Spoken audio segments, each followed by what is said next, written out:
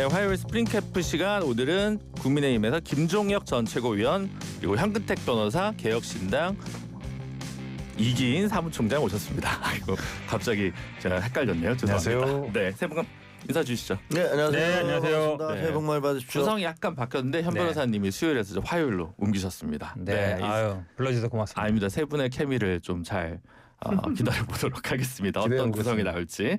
네, 정치권에서 지금 키워드가 뭐 너무 많아가지고 근데 한편으로는 했던 얘기의 반복일 수도 있고 또 조금씩 이제 달라지는 부분도 있어가지고 있는데요. 일단은 최근 청와대에서 신년 인사회인가 신년 할애회에 다녀온 우리 이기인 사무총장님이 네. 김현지 실장과의 설전을 SNS에 아니, 뭐 올리면서 설전이라기보단 네, 그래도 간략하게 뭐 이제 근황 체크 차원에서 요거 한번 짚고 넘어가죠. 무슨 일이 있었던 겁니까? 그러니까 신년할애회 대통령실 초대로 이제 갔고요. 거기에 이제 마치 김현지 실장이 보이시길래 반가운 마음 반, 인사하고 싶은 마음 반 해가지고 어색한 마음.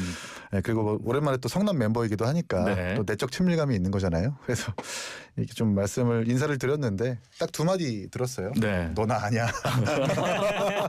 우리 만난 적 없지 않아요? 이거 한마디랑 네. 좀 알고 말씀하세요. 그렇게 말씀하시더라고요. 근데 네. 조금 아무래도 제가 뭐 영상도 공개하고 이런저런 의혹을 제기하다 보니까 좀 불편하신 것 같은데 뭐 그런 의도는 없습니다. 네. 이렇게 잘 지내보려고 인사드린 만큼 화 푸셨으면 좋겠다는 생각이 들고 네. SNS 글 올린 건 사실 저 말고도 저는 괜찮은데 네. 저 말고도 이렇게 대통령실의 비판적인 다른 정당인들한테도 똑같이 하실까봐 각성 차원에서 그렇게 올렸다.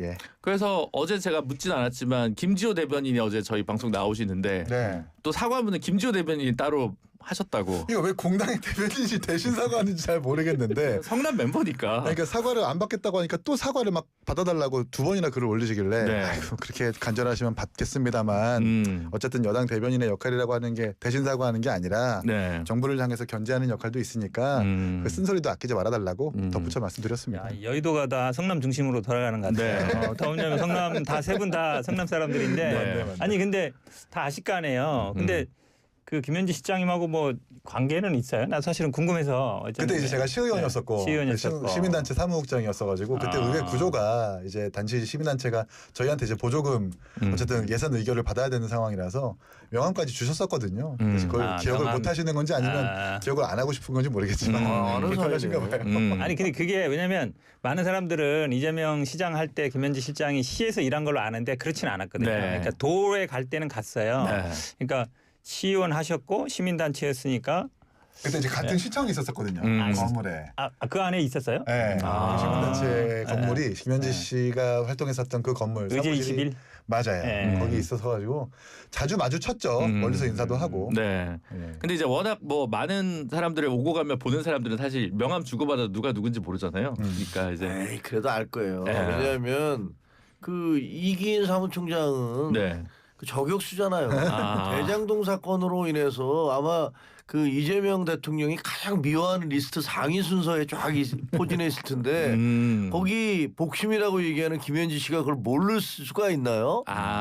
모르죠. 이렇게 또 이렇게 다투놓고서 이렇게 던지는 아니, 누군지는 정도는 알죠. 아닐지라도. 아니 누군지는 아는데 이제 쟁점이 그런 것 같아요. 서로 이제 만나고 뭔가 이제 공통 분모가 있어서 뭐 일을 하거나 같이 하거나 교감이 있지 않지 않았냐. 뭐 저도 교감은 없어요. 그러니까 명함은 주고 뭐 10년 전에 명함 주고 받은 걸로 안다 그러면 사실은 정치인들은 굉장히 곤란한 경우가 어쨌든 많아요. 김지호 대변인이 사과를 한 것은 뭐 다 떠나서 야당의 사무총장에게 청와대 인사가 조금 이제 그렇게 얘기하는 방식은 좀 무례한 거고 그 부분에서 송구스럽게 생각한다. 성남 사람들끼리 잘 좀 이렇게 얘기한 거죠. 부속실장은요. 네. 뭐 아시겠지만 네. 그 총무 비서관하고 같이 네. 오늘 오는 사람들 명단 다 봅니다. 다 미리 보죠. 이게 쫙 해고 누구 네. 해서 지금 저 이기인 사무총장한테 저 아세요라고 얘기하는 건 골 지르는 거죠. 그러니까 모른다 하더라도 대통령 모시는 부속실장은 아유 총장이 모셨습니까?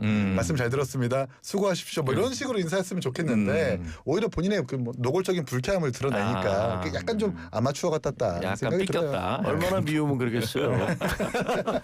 이 김현지 실장으로 저희가 말을 꺼낸 이유는 뭐 이기인 총장 나오셔서도 그런 것도 있지만 지금 약간 그 이수진 전 의원의 그 의혹 제기 때문에도 있습니다. 결국은 이제 그 동작구의 당시에 그 뭐 지방선거에 출마했던 뭐 구의원들 이런 분들이 이제 김병기 의원에 대한 어떤 뭐 탄원서 직격하는 것들을 이제 제출을 했는데 이거를 김현지 당시 뭐 보좌관에게 줬다는 거죠. 근데 이제 그러면서 이게 결국은 대표가 즉 이재명 대통령이 당시에 뭔가 알고 묵인 방조한 거 아니냐라고 하는 거고 지금 이제 김현지 부속실장이나 당 민주당 쪽 입장은 아니 그냥 받은 거 그대로 사무국으로 보냈다 뭐 이런 것 같아요. 이거 뭐 그게 어떻게 아니라 봐야 핵심적인 거는 네. 김현지 지금 부속실장은 당 대표 소속이 아니고 네. 의원실에 있었다는 거죠. 네. 그러니까 의원이 만약에 당 대표가 되더라도 의원실은 유지됩니다. 그렇죠. 의원실 보좌관이 있고 당에는 또 당 대표 비서실이 있고 뭐 부속실이 있거든요. 근데 이제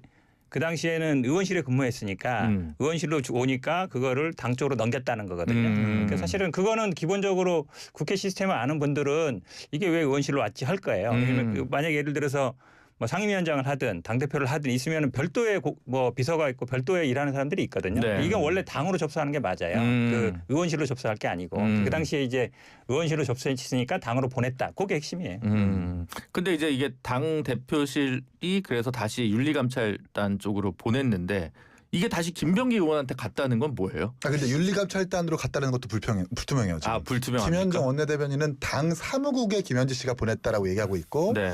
이수진 전 의원은 그때 당시에 이제 탄원서가 접수되고 나서 2달 뒤에 윤리감찰단에 직접 전화를 해보니까 금시초문이라는 겁니다. 받은 적이 없다라는 거예요. 그러니까 물론 김현지 씨가 보좌관이었어가지고 당의 일에 개입하는 것 없어요, 사실은. 네. 그리고 통용되지 않습니다. 네. 근데 사실 지금까지 김현지 부속실장이 뭔가 자신의 직위에 해당하는 일만 한 것이 아니기 때문에 이수진 전 의원 같은 경우에도 그걸 모르지 않을 것 아닙니까? 그러니까 김현지 실장한테 그걸 주면은 정확하게 처리가 되겠지 내지는 이재명 대표에게 당시 잘 보고가 됐겠지라고 그렇게 믿어서 준 것 같은데 근데 이게 윤리감찰단을 통하지 않고 그냥 김병기 대표한테 지금 간 것 같아요. 네. 지금 뭐 동작구 의원들 자체 조사 안 된 거 보니까 감찰단에게 떨어진 것은 아닌 것 같습니다. 이런 거 보면은 김현지 실장한테 접수를 하고 그 곧바로 김병기 그 당시에 공직자 검증위원장한테 간 것이 아니냐. 감찰단은 사실상 가동을 안 한 것이 아니냐는 의혹까지 지금 평가가 되는 거죠. 네, 이 의혹 제기 김종혁 최고는 어떻게 보십니까? 뭐 그냥 드러나는 것들은 김현지 씨는 진짜 실세구나. 진짜로 그 자기의 그 공적인 그 자리와 관계없이 실질적으로 이재명 대통령의 복심이 맞구나라는 생각이 들어요. 근데 그럴 수 있다고 생각해요. 네. 예를 들면 미국 그 백악관의 대변인은 캐롤라인 레빗이잖아요. 27살 여성분이에요. 그러니까 다들 저 사람 뭐지? 뭐 이렇게 했지만 그 사람은 다 본인의 과거가 다 투명해. 이렇게 살아와서 이런 사람이고 이런 과정을 통해서 백악관 대변인으로 왔고 그래서 다 하니까 아무도 그 사람에 대해서 자격 시비를 거는 사람이 없어요. 근데 저는 궁금한 게 지금도 궁금해. 김현지 씨 도대체 누구지? 왜 우리 국민들은 저 사람에 대해서 그렇게 아무것도 몰라야 되지? 저렇게 실세인데 이런 생각이 계속 들어요. 박원석 의원은 아니, 학생운동 후보에 아닙니까? 이미 다 알려져 있잖아요. 뭐 다 알려져 있지 않아요? 그 시민단체 그냥 일하다가 나중에 실세라는 것밖에 경기도 모르겠어요. 보좌관 하다가 국회에서 비서관 하다가 지금은 가 있는 거고 다 아는 거고 네. 사실은 아까 지금 이기인 사무총장은 모르겠는데 제가 알기는 이게 통로는 그렇습니다. 원래는 당에 접수되면 윤리감찰단으로 넘어가는 게 맞고 네. 윤리감찰단까지 가는 건 맞는 것 같아요. 그 다음에 이제 말씀처럼 김병기 의원이 본인 당사자였는데 그게 이제 윤리감찰단은 이제 윤리감찰을 하는 거고 그 이전에 공직 후보 검증을 하거든요. 검증단이 있었는데 그때 김병기 의원이 그걸 맡았어요. 근데 만약에 당사자께 본인으로 가서 그게 만약에 무효됐으면 그거는 약간 절차상 문제가 있죠. 회피나 이런 것들이 그렇죠. 제대로 됐는지에 대한 규명 부분이 필요하다는 거죠. 원래 근데 공천 시기에 이 수많은 투서 있으면 어지간하면 그게 그냥 사실은 묻어버리는 경우가 아니, 많다고. 그렇지 않아요. 왜냐하면 뭐 수증기 올라가긴 하죠. 네. 왜냐하면 뭐 이 당시에도 이게 아마 이수진 의원도 뭐 공천 컷오프도 되고 그러면서 기자회견도 하고 이게 사실 새로운 내용은 아니에요. 그때도 네. 나왔던 내용인데 그때 당시에 많은 분들은 저도 그렇고 저분이 뭐 컷오프 되고 이러니까 이제 그거에 대한 이제 반발이었나 보다라고 생각을 많이 했죠. 사감이 있다. 약간 그런 어떤 감정이 있지 않나 생각한 거라 옆에 지역구였고 하필이면 이제 김병기 그때 그분이 이제 그 검증위원회를 맡고 있어서 김병기 위원장이 그거에 뭐 컷오프에 관여한 거 아니냐 이렇게 생각을 해서 좀 이 정치적인 충돌 아니냐고 생각했던 건데 근데 또 선거 과정에는 뭐 앞으로 지방선거도 두고 있습니다만 수많은 사실은 투서가 올라오고요. 그걸 아마 뭐 지금 보면은 그걸 우리가 뭐 공문서 접수하듯이 다 접수하는 게 아니고 오면은 다 이제 글로 넘기거든요. 네. 거기서 자체 판단을 하죠. 알겠습니다. 뭐 수사로 밝혀질 부분은 수사로 남겨두기로 하고 재발 방지를 위한 대책이나 민주당 내 자정 능력이 어떻게 되는지에 대해 저희 또 관심사긴 한데 오늘 정청래 대표 같은 경우 이거 공천원금 이거는 시스템 에러가 아니라 휴먼 에러다. 그리고 원천 봉쇄하기 위해서 뭐 앞으로 더 제도 개선할 거고 그러나 개인 문제이기 때문에 별도의 전수조사는 하지 않겠다라고 선을 좀 그은 상황입니다. 이러한 정청래 대표 입장 어떻게 보시는지 김종욱 최고. 이거는요. 제가 보기에는 정말 그냥 게이트예요. 김병기 씨와 강선호 의원 사이에서 뭐 1억을 놓고서 왔다 갔다 했잖아요. 근데 그 1억의 행방이 지금 어디로 가는지 아무도 모릅니다. 네. 근데 이 세 사람 얘기가 다 달라요. 나는 준 적이 없다. 근데 이거 돌려주라고 사무국장한테 지시했다. 오늘 이제 그 사무국장이라는 사람이 피의자로 조사를 받았잖아요. 네. 근데 나는 그런 거래 자체를 전혀 모른다. 세 사람이 전혀 앞뒤가 안 맞는 얘기들을 하고 있고 그런 과정에서 돈을 줬다는 김경우 의원은 미국으로 가버렸어요. 네. 그런데 그 1억의 행방이 도대체 어디 갔냔 말이에요. 네. 그럼 그냥 상식적으로 생각해보면 우리가 사건 기자식으로 예를 들면 기자 취재하듯이 생각해보면 네. 그 돈 공천 못 받을 사람이 탈락될 사람이 울고불고해서 그 다음날 갑자기 이 사람이 단수 공천을 받았어요. 그러면 그 돈을 그 강선호 의원은 혼자 자기가 다 챙겼을까요? 그거 가지고서 인사치레 안 했겠어요? 네. 거기 공천 공관 의원들이라든가 혹은 김병기 그 간사가 됐든지 간에 물론 이건 그냥 추정의 영역입니다. 네. 그러나 정상적으로 인사치레를 했을 거라는 생각이 들어요. 그 돈이 그렇게 여러 군데로 흩어져 갔을 거라고 보여져요. 네. 그러니까 그 돈을 지금 돈 어디 갔냐에 대해서 아무도 얘기를 못 하고 있는 거예요. 그렇게 추정이 되고 그렇다면은 이거는 개인의 일탈이 아니라 시스템의 문제죠. 그래서 지금 그 정청래 대표는 계속 그 개인의 문제라고 얘기하고 싶겠죠. 근데 이게 어떻게 개인의 문제일까 싶어요. 근데 김병기 의원이 또 공천헌금을 받았다는 의혹이 제기되고 있는 상황이기 때문에 그렇죠. 사실관계는 그래서 시스템적으로 여러 가지가 문제 아니냐라고 하는 제기가 있는 건데요. 이거는 제가 보기에는 뭐 여나 야나 사실 선거 때 되면 뭐 여의도에 있는 분들은 다 알아요. 국회의원 선거 뭐 특히 비례대표, 네. 지방의원 선거에 되면 다 사실은 뭐 돈을 요구하고 뭐 주고받는다는 내용은 대부분 사람들이 그럴 것이라 생각하거든요. 그리고 지금 김종혁 최고위원님 말씀처럼 뭐 그 돈이 다 나눠 먹겠지 않았겠냐 일반인들이 생각해요. 네. 그래서 개인적으로는 이거를 이번 기회에 좀 해결했으면 좋겠어요. 그래서 사실은 이게 문제가 눈에 얘기하지만 돈 준 사람이 공천 받으면 절대 이게 드러나지 않아요. 그다음에 돈을 줬는데 공천을 못 받았다. 근데 돈을 안 돌려줬다. 이런 경우가 드러나거든요. 네. 그러니까 대부분 돌려주겠죠. 그러니까 사실은 개인들의 이해관계가 일치하기 때문에 안 드러나는데 해결 방법은 제가 보기에 한 가지밖에 없는 것 같아요. 준 사람들이 이거를 얘기를 해야 되는데 만약에 그러면 둘 다 처벌이 되잖아요. 그렇죠. 그러면 이제 준 사람들한테는 면책을 주고 그렇죠. 만약에 예를 들어서 자기가 안 됐더라도 네. 그렇든 그러니까 뭔가 누군가는 얘기를 하게끔 만들어야 되는데 지금처럼 만약에 수사한다고 하면 이 사건만 나오지 아무리 제보센터를 만들든지 전수조사 한다 해도 나올 수가 없어요. 누가 얘기하겠어요. 자기가 돈 주고서 공천 받은 사람 얘기할 리도 없죠. 받은 사람 얘기 안 하고. 제가 네. 보기엔 그래서 뭔가 어쨌든 제도적으로 뭔가 이거를 밝힐 수 있는 제도 시스템을 만들어야 된다고 봐요. 저는 이 휴먼 에러라고 말한 게 되게 좀 특이한데요. 네. 왜 민주당은 꼭 본인들의 문제는 뭔가 인간적인 일시적인 오류라고 항상 평가를 하고 상대방의 문제는 이렇게 뭔가 중대한 범죄인 것처럼 여기느냐. 국민의힘 내지는 상대방을 향해서 그 적용했었던 엄격한 잣대가 일단 민주당 자체에게 좀 적용이 돼야 된다는 말씀을 좀 드리고 싶고 네. 당신 문제는 당신 문제인데 우리 문제는 그러니까 내 문제는 우리 문제라고 물타지 않았으면 좋겠다는 생각이 먼저 들고요. 네. 암행어사라는 제도를 좀 만들겠다라는 건데 이거 해봐야 신고 안 들어올 거예요. 준 사람 받은 사람 전부 다 공천 이루어지면 계속 그냥 끝까지 암장하고 말 거거든요. 이것보다 사실 지방의원과 국회의원이라는 그 공천권자와의 관계가 되게 종속적이잖아요. 이 관계를 끊어내지 못하면 이런 사례는 계속해서 좀 반복될 거라고 봅니다.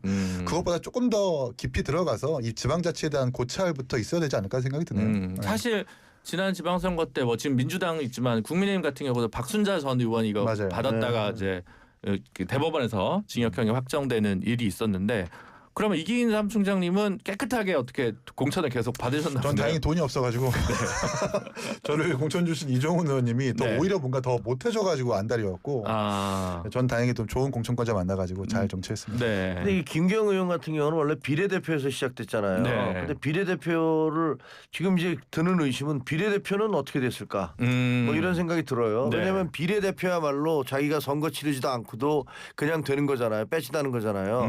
그러니까 옛날부터 비례대표는 뭐 50억이었다, 얼마였다 이런 소문들이 제가 기자할 때부터 많이 있었어요. 그 국회의원. 네, 국회의원, 네. 국회의원들 옛날에 그랬어요. 네. 근데 이 사람 비례대표를 한 다음에 그 다음에 또 엉뚱하게 강서 지역에 가서 지금 이제 강선호 의원한테 지금 돈 주고서 뭐 했다는 거 아니에요? 네. 그 다음에 여기서 끝난 게 아니잖아요.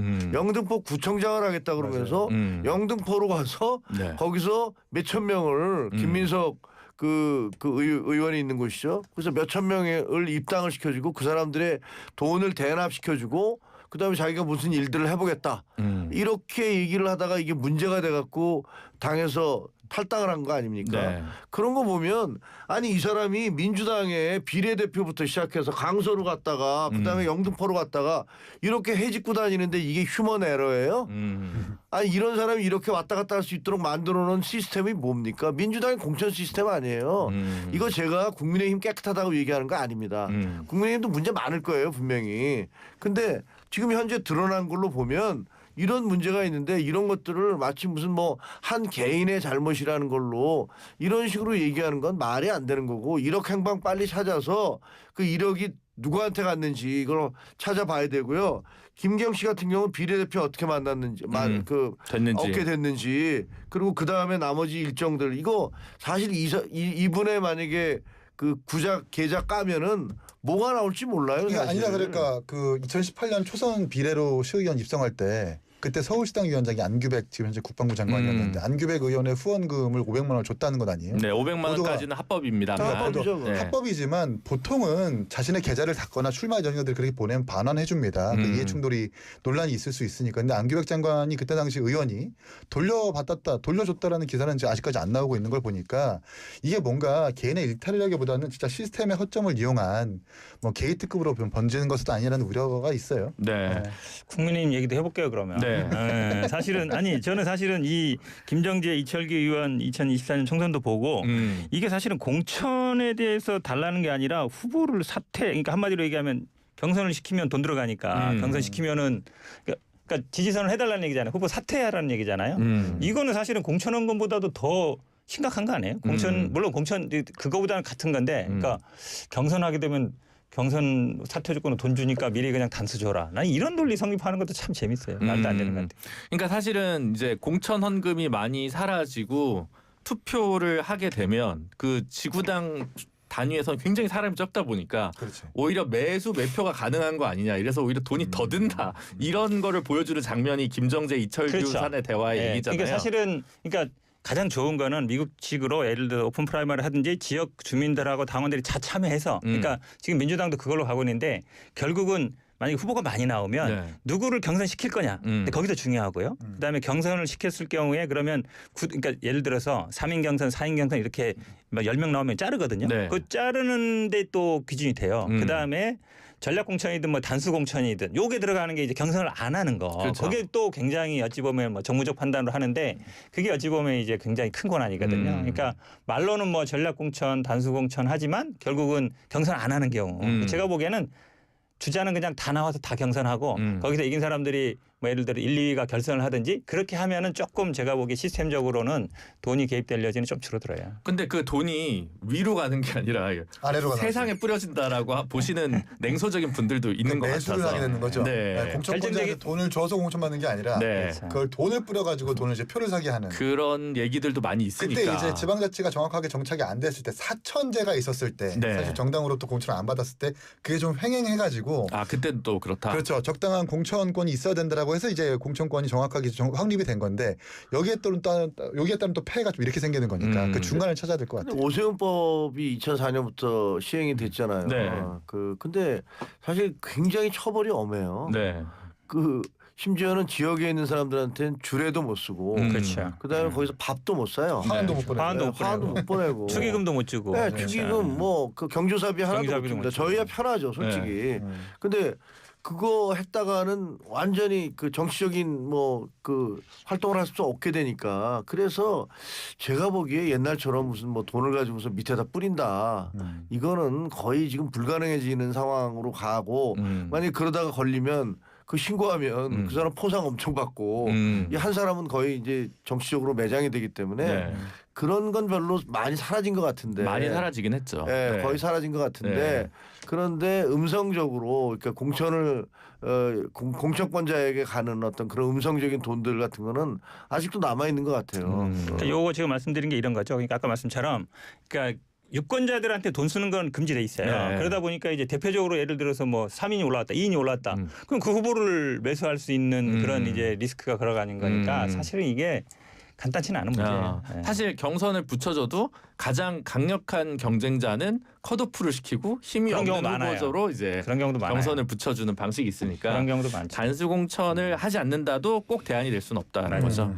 아 얘기 듣고 있으니 참 투표하기 싫어지는군요. 하지만 투표는 중요한 하셔야 권리니까 됩니다. 해야 되는 걸로 생각을 하고요. 다른 이야기로 좀 넘어가기 전에 잠시 광고 듣고 돌아오도록 하겠습니다. 잠시만요.